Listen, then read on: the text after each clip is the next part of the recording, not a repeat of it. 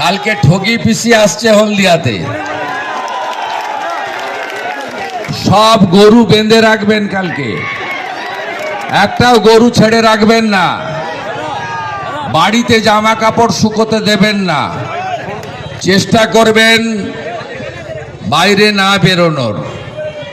মানে চোরেদের রানী কাল আসছে, এক গাদা চোর সাথে নিয়ে যে কোনো সময় গরু চুরি হতে পারে এবং জামা কাপড়ও টেনে নিয়ে পালিয়ে যেতে পারে, খুব সাবধান। কাল ঠগি পিসি আসছেন, গরু জামা কাপড় সব চুরি করতে আসছে শুভেন্দু। কাল ঠগি পিসি আসছেন, সব গরু ছেড়ে রাখবেন, জামা কাপড় বাইরে রাখবেন না, চোরের রানী আসছেন, গরু ও জামা কাপড় সব চুরি করে নিয়ে যেতে পারে, আপনারা কেউ বাড়ি থেকে বেরোবেন না। বুধবার হলদিয়ার চৈতন্যপুরে তমলুক লোকসভা কেন্দ্রে বিজেপি প্রার্থী তথা কলকাতা হাইকোর্টের প্রাক্তন বিচারপতি অভিজিৎ গাঙ্গুলির সমর্থনে নির্বাচনী সভায় এসে এমনই মন্তব্য করেন রাজ্যের বিরোধী দলনেতা শুভেন্দু অধিকারী। তিনি আরও বলেন, ইতিমধ্যে আমরা প্রয়োজনীয় আসন পেয়ে গেছি। আমি বলছি না, আমাদের নেতা অমিত শাহ বলছেন এবার টি-20-র জন্য খেলছি, দেবাংশু 2 লক্ষ ভোটে হারাবো। ভারতীয় জনতা পার্টি গুন্ডা লড়াইয়ের পার্টি, অনুব্রত মণ্ডল ও শাহজাহানের দেখা নেই, আমাকে হুমকি দিয়েছিল, তারা এখন কোথায়? পশ্চিমবঙ্গের সব থেকে বড় গদ্দার মমতা বন্দ্যোপাধ্যায়। আমি মমতাকে প্রাক্তন করব, 26 নয় এই বছরই করব। আপনারা 30 আসন দিন। গুন্ডাদের বলছি, বিজেপির সাথে সম্পর্ক বাড়ান, দেখলে নমস্কার করুন।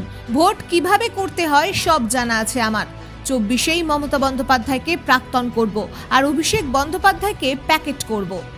এদিনের সভায় শুভেন্দু অধিকারীর পাশাপাশি উপস্থিত ছিলেন বিধায়ক মনোজ টিগ্গা, অভিজিৎ গাঙ্গুলি, জেলা সভাপতি তথা হলদিয়ার বিধায়িকা তাপসী মণ্ডল সহ অন্যান্যরা।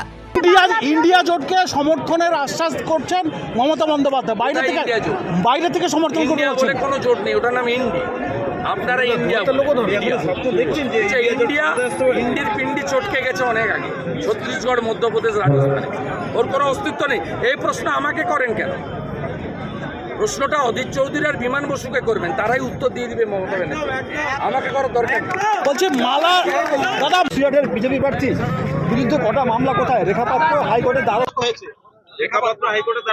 গরিব বাড়ির মেয়ে বলে মমতা ব্যানার্জি নির্যাতন করছে, শিডিউল কাস্ট বাড়ির মেয়ে বলে নির্যাতন করছে, ফিশারম্যান, পৌন্ড্র ক্ষত্রিয় পরিবার বলে মমতা ব্যানার্জি নির্যাতন করছে। মমতা ব্যানার্জি মহিলা বিরোধী, দলিত বিরোধী।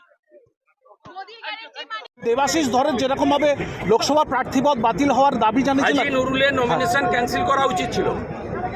মমতা ব্যানার্জির প্রশাসন এটা করেনি এবং আমরা তার জন্য ইলেকশন কমিশনে ওই এডিএম এর বিরুদ্ধে অভিযোগ দাখিল করেছি। দিল্লি থেকে দেখা হচ্ছে, ইলেকশন কমিশন শুড ইন্টারফেয়ার।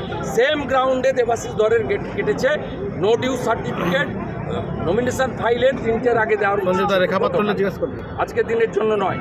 এবং এতে প্রমাণিত হয়েছে ইলেকশন কমিশনকেও পশ্চিমবাংলার ব্যুরোক্রেসি মানে না।